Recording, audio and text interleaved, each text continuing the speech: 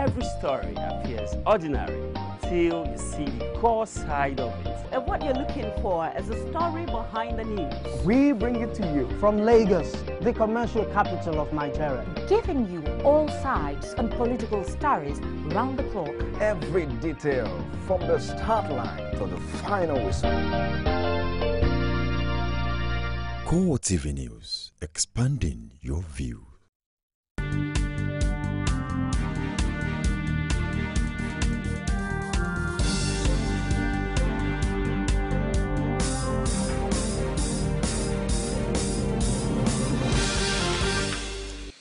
Hello, thank you for joining us on Core TV Primetime News. Hi, I'm Frank Omalapeh. Our top stories tonight.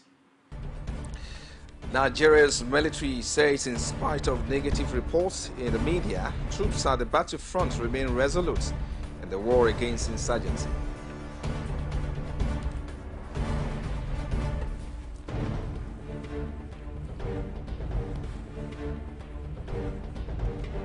Also in this program, the Senate insists the recent events in the National Assembly will not affect its relations with the executive.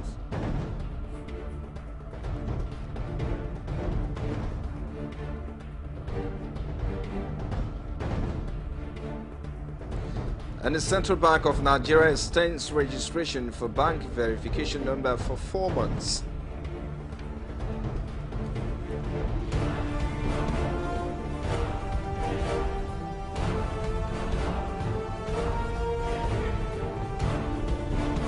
Outside Nigeria now, Red Tuesday in Indonesia, a 630 Hercules military transport plane crash in Medan, Indonesia, which has risen to 86. Thank you for joining us tonight. Nigeria's military says troops at the forefront requires public support to win the war against insurgency. It added that in spite of negative report in some media, a segment of the international media, its personnel remain resolute and steadfast at the battlefront. Defense spokesman Chris Olukolade said this at a public presentation of his book in Abuja. And now, France President François Hollande has invited his counterpart, Muhammadu Buhari, to Paris for a follow-up meeting on the security situation in the northeast region. The French ambassador to Nigeria, Denis Gave disclosed this on the sidelines of a courtesy call on Senate President Bukola Saraki in Abuja. He maintained that France has shown enough commitment to ensuring the success of the war against insurgency by encouraging its former colonies in West Africa to cooperate with Nigeria.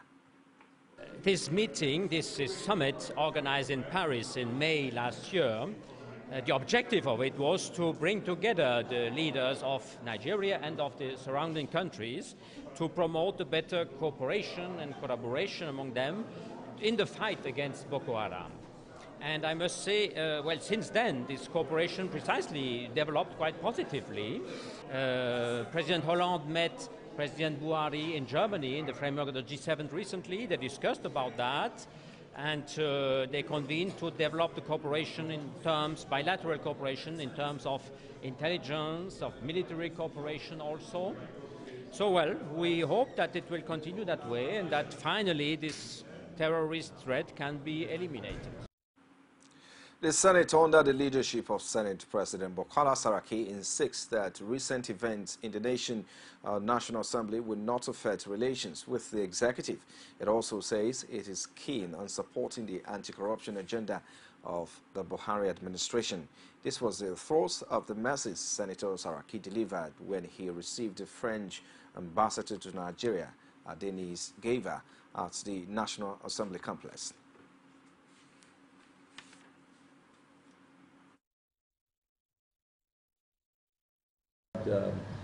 Some of the events of the last few days. Sometimes, as you all know, I'm sure when we go through elections, these sort of things do tend to happen. But gradually, as you can see, we're settling down, and that will really be a thing of the past. I don't think in any way I can assure you will affect the collaboration or cooperation between the National Assembly and the Executive to lead by example. And of course, the fight against corruption, which is a key issue for the President Muhammadu Buhari administration, that we're going to give all our support to see how that can improve, on how different agencies can be more efficient.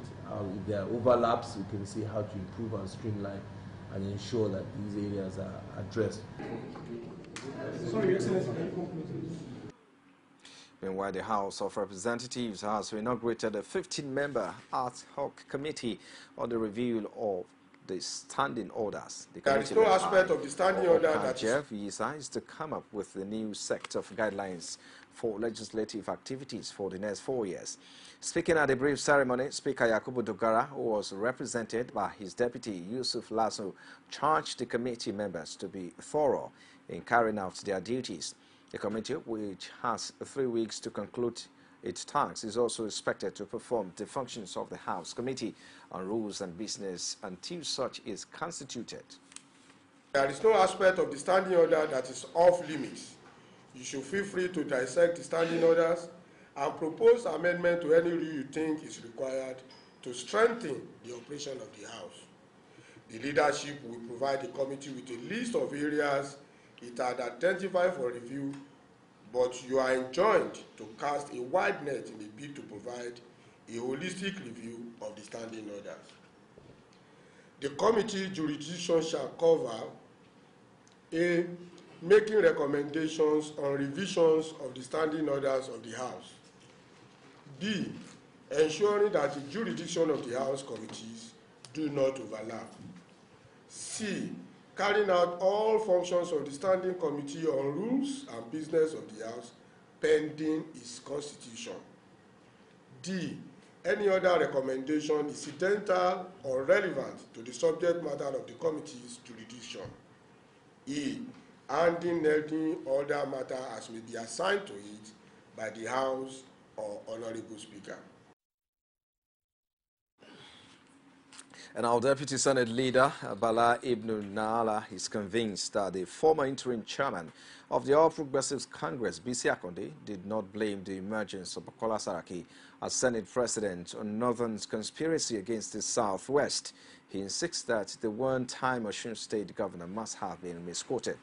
Senator Ibn Nala maintained in an interview with a journalist in Abuja that there was no ethnic consideration or gang-up against any part of the country.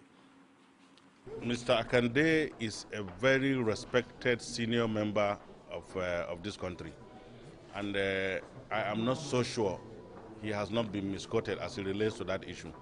We are a united country, whether we like it or not, with some few interests being defined at different levels of our governance. But as far as Nigeria is concerned, I do not want to believe that there is any conspiracy. If there is conspiracy on the part of the North, what makes you think that the conspiracy will involve bringing somebody from the PDP and Southeast to be the Senate President of... Look, things happen not as expected.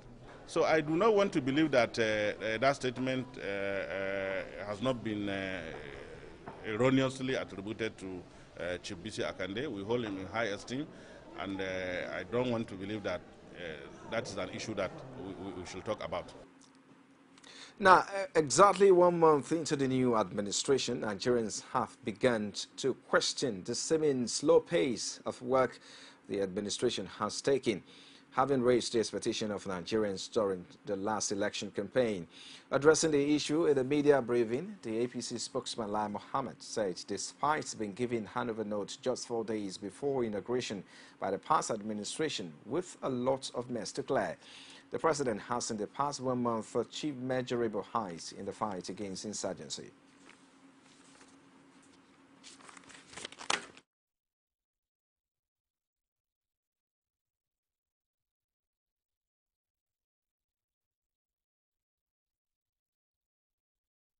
It's been about 1 month now since President Muhammadu Buhari assumed office.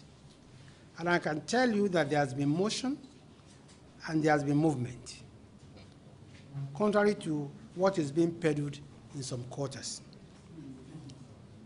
The expectations are high and urgent, and the Buhari administration has started addressing them, despite the enormous challenges that it faces, including an empty treasury and an economy that has virtually collapsed.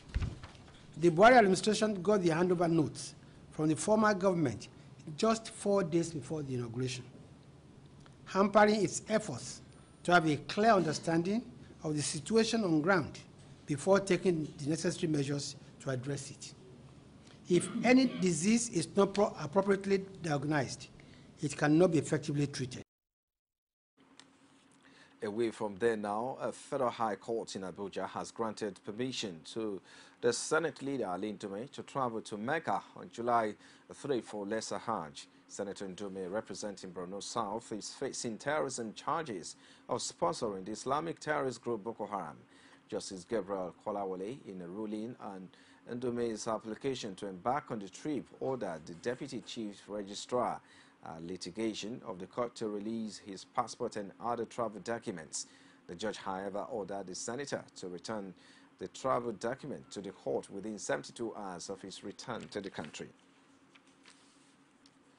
You're watching Court TV Primetime News. We take a break now. I'll be back shortly with more stories. Do join us again. Afghan have naked, that's a sign of protest, saying that things are not good. Women share the most amazing thoughts. When it's close to the time, our people will protest naked. On national issues. That was on their own point. That was an accident. That is different. And they do it. Politics is about being a servant. Passionately. Without a woman, there will be no success at all. Sharing the adorable word of women. There are some women who have what it takes. In politics. Margaret Thatcher, Iron Lady. When she's too soft, she's too soft. Only on Core TV News. It's the Court TV Primetime News. If you just joined us, a quick reminder of our top stories. Nigeria's military says in spite of negative reports in the media, troops at the battlefront remain resolute in the war against insurgency.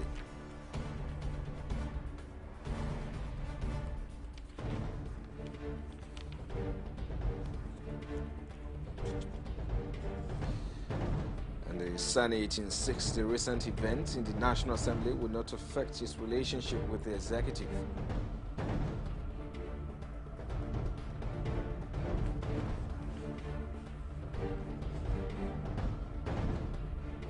And the Central Bank of Nigeria extends registration for bank verification number by 4 months.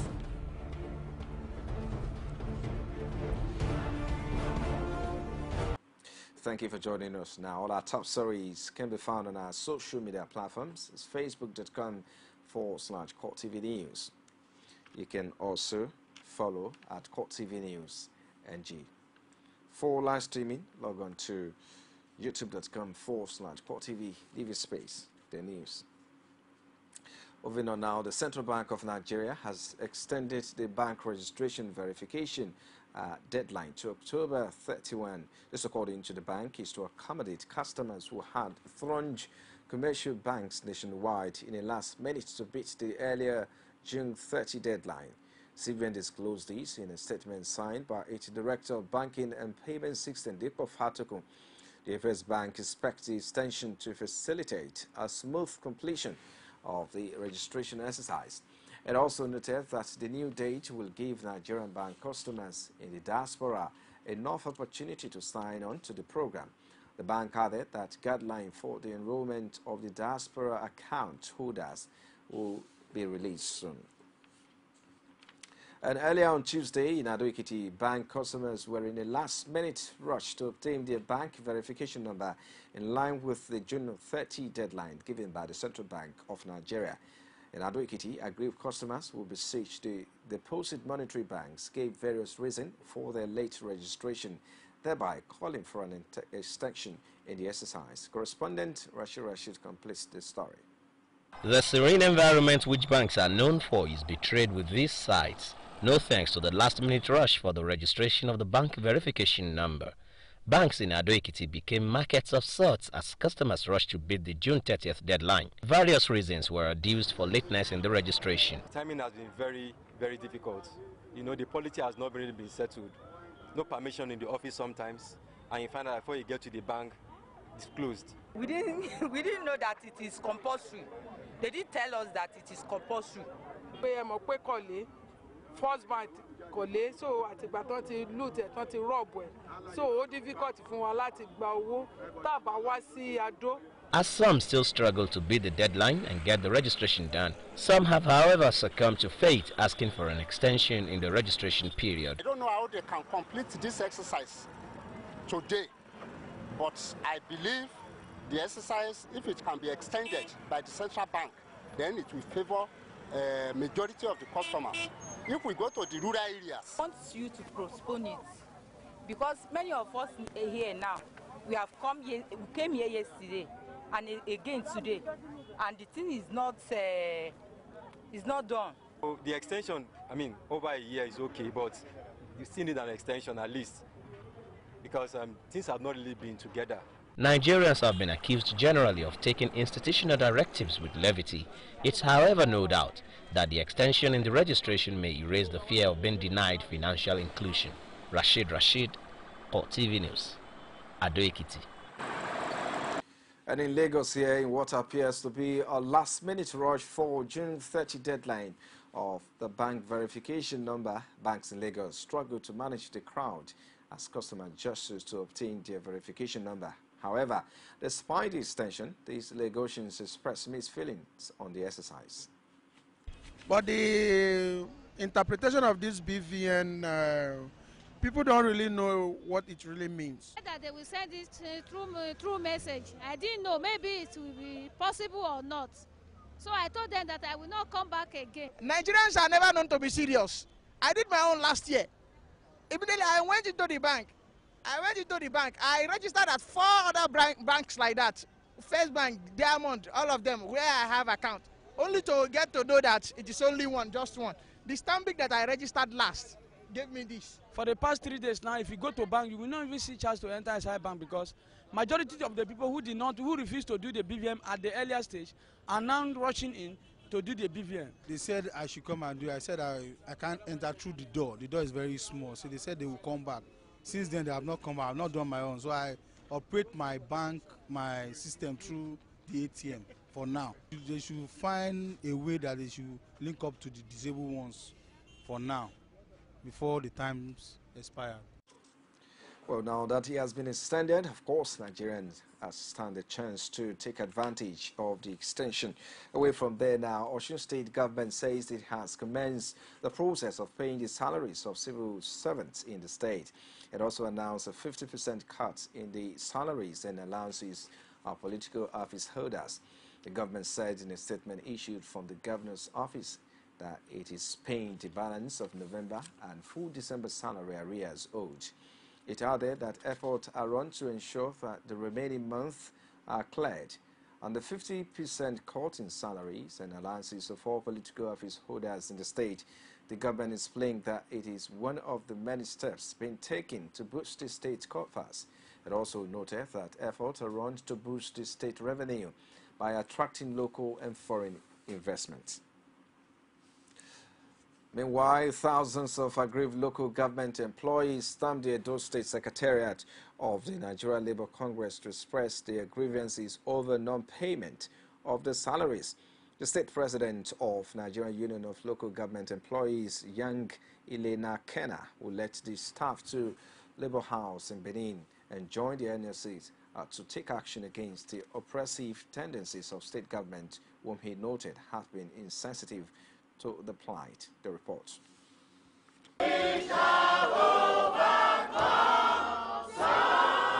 This protest is about the 10th in the last couple of months since they began.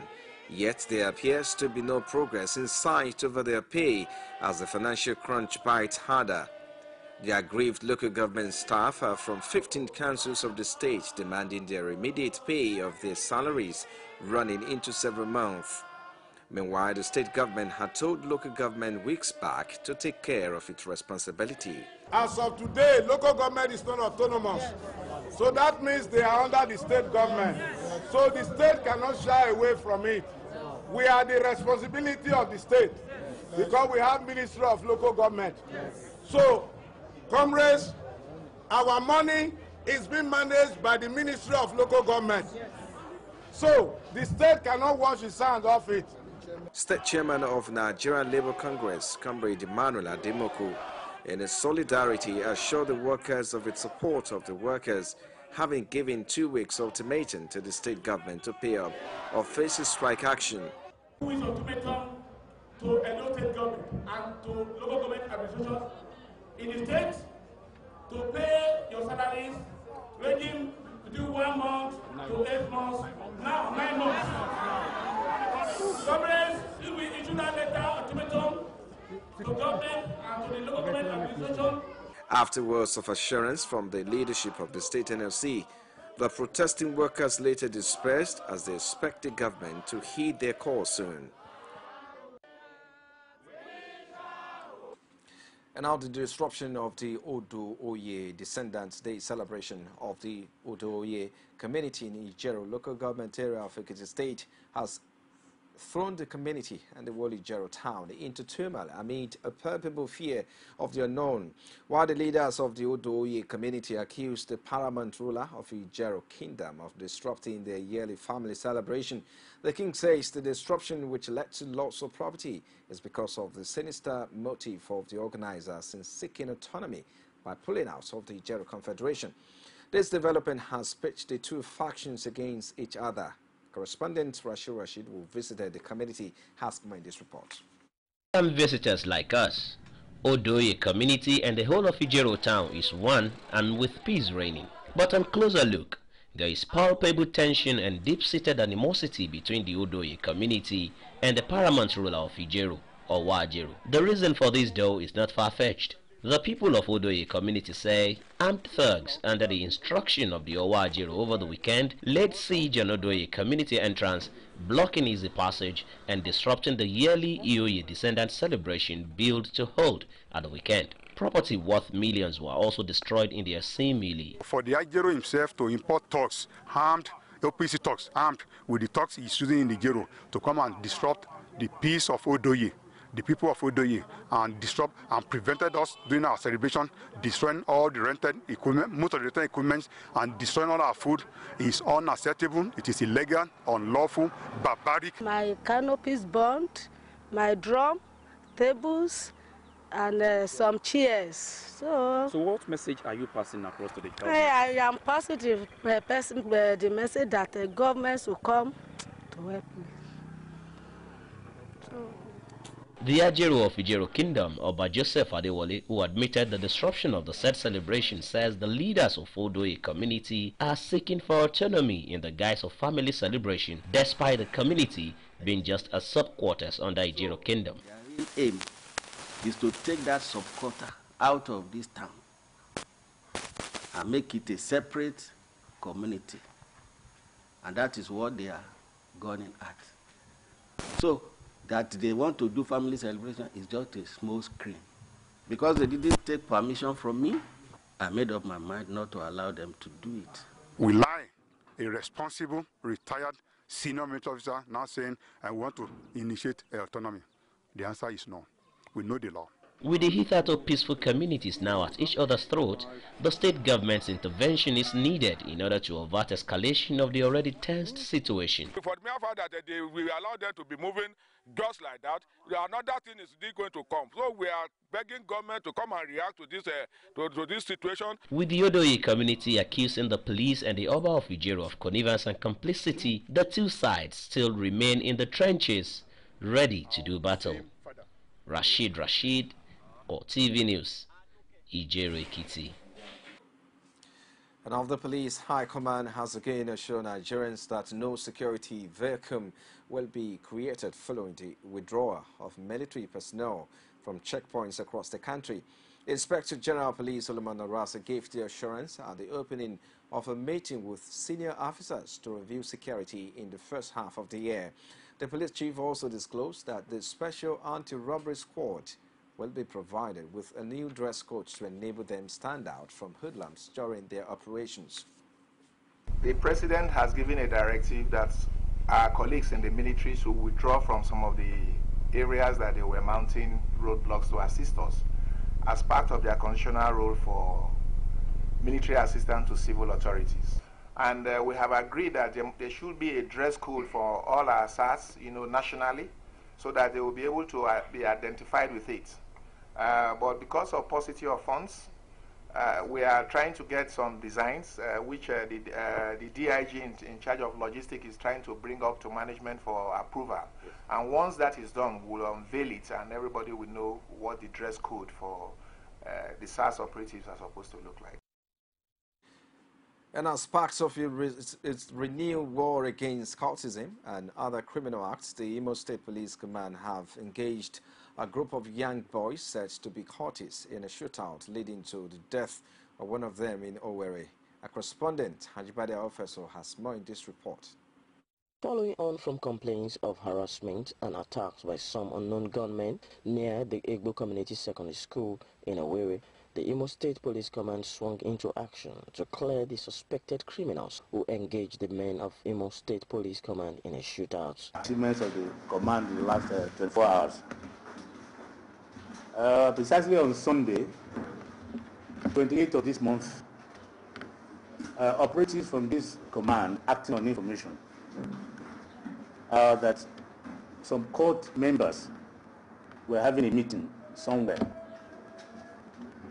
proceeded to the scene, and the course of which we had a shootout with the court members. After the dust of the confrontation between the police and the suspected criminals were cleared, the police captured 2, killed 1, while others escaped into the nearby bush with bullet wounds. Finish. This is my keke. My papers, everything is okay. They called me on drop. I'm a keke driver. I don't know. What happened to your leg? I don't know the road. I was the one standing. I was standing. I didn't know that police people are there. So I don't know where to run to. I stand. I told them that I'm a keke driver. This is my keke. I know him. We are just a cultist, but we are not animals. We are cultists. Okay, even this one. Yes. Which call do you belong to? Blackers. But you are not armed robbers. We are not armed robbers. How were you arrested? We were arrested when we were doing a meeting. Huh? We were arrested when we were doing a meeting. That's all I can say. The Deputy Commissioner of Police says the police will not relent in ensuring that those injured in the shootout are arrested. Proactive measures have been taken to arrest the situation. That is why we are asking for your support. We are asking for information from members of the public. Because we can't be alone. We cannot be everywhere.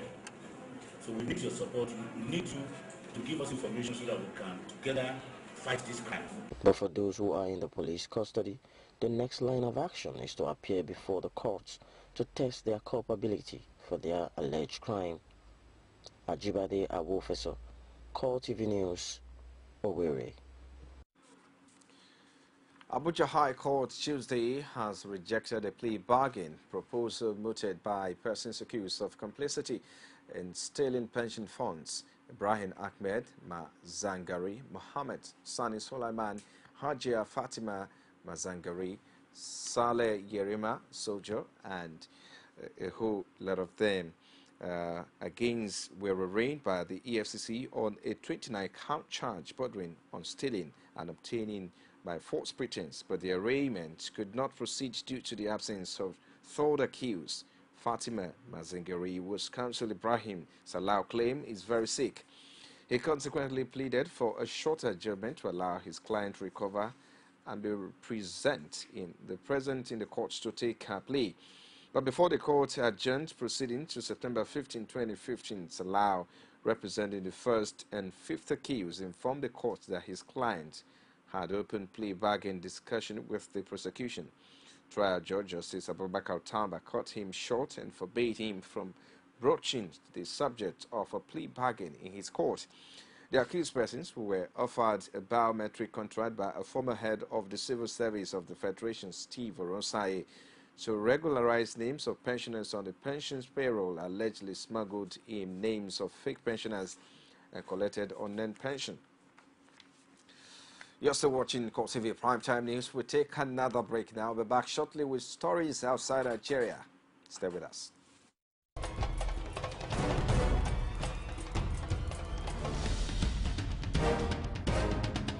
This is what the people are saying. You don't run a big economy with generator.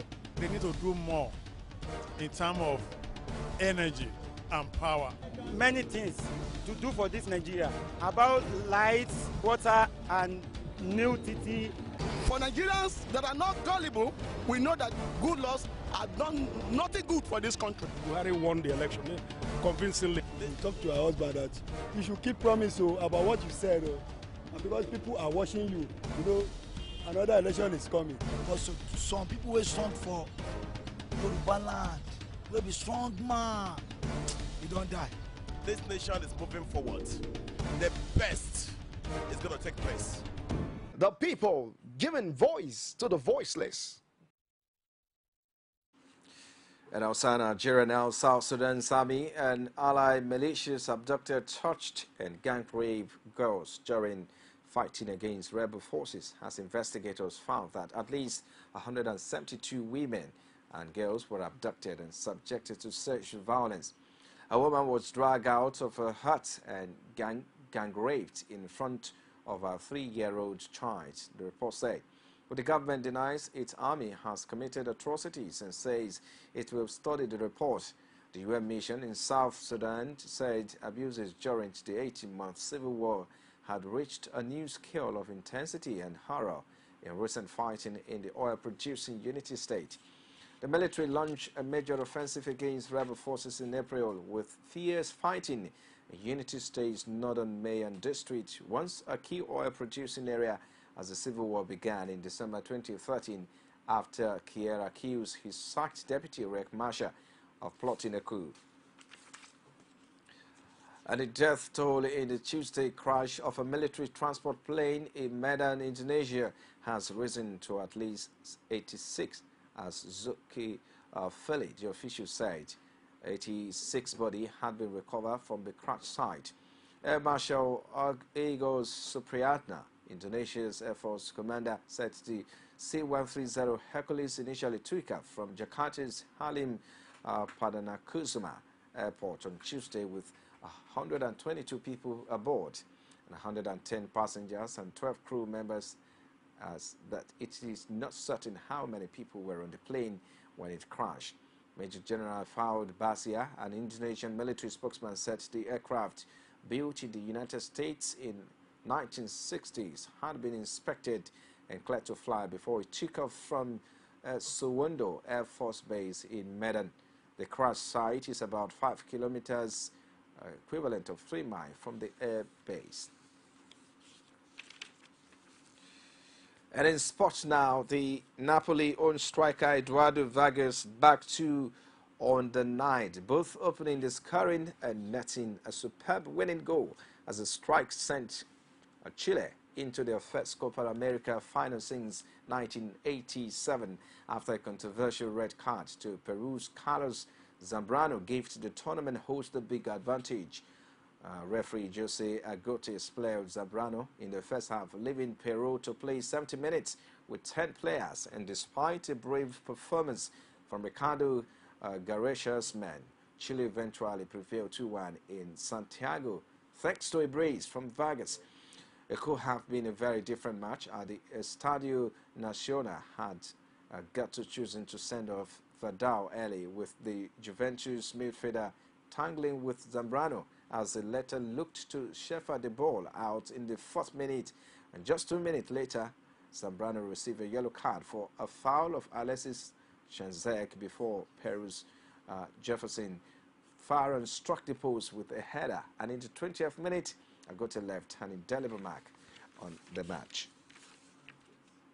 And our former Argentina star Hernan Crespo has taken his first role as a #1, joining the Serie B side on a 1-year deal with the option of a further 2 seasons, as he has been named head coach of Italian Serie B side Modena, the club have announced.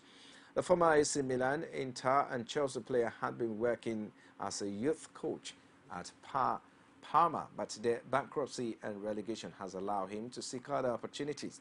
And Modena announced that the 39-year-old former Argentina star has joined on a 1-year deal, but has the option to stay on for 2 more beyond that.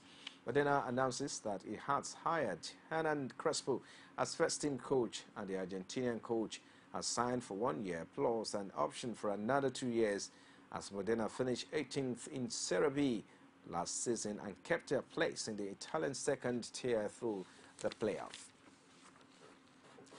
And finally, in sports now, Forces manager Nigel Passin has been relief of his duties despite guiding the club to a 14th place finish in the Premier League due to fundamental differences with the board. The club announced on Tuesday that the 51-year-old has been relieved of his duties despite guiding the club to Premier League survival in 2014-15. The Forces finished 14th, but passing has now been asked, with a statement revealing that the club believes that the working relationship between passing and the board is no longer viable. A statement added that the board of directors recognizes the success Nigel has helped to bring to Leicester City during his 2 spells in charge of the club, particularly during the last 3.5 years. But however, it has become clear to the club that fundamental differences in perspective exist between them, as Greg Shakespeare and Steve Walsh will take charge of the first team while the club searches for a new manager. Well, it does it in sport and, of course, primetime news. Just before we go, a recap of our major headline. Now, we told you that Nigeria's military says in spite of negative report in the media, troops at the battlefront remain resolute in the war against insurgency.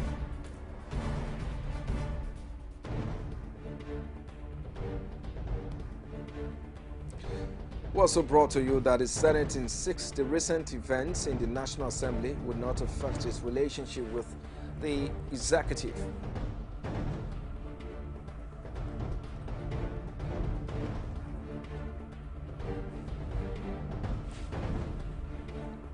And the Central Bank of Nigeria will extend registration for bank verification number by 4 months.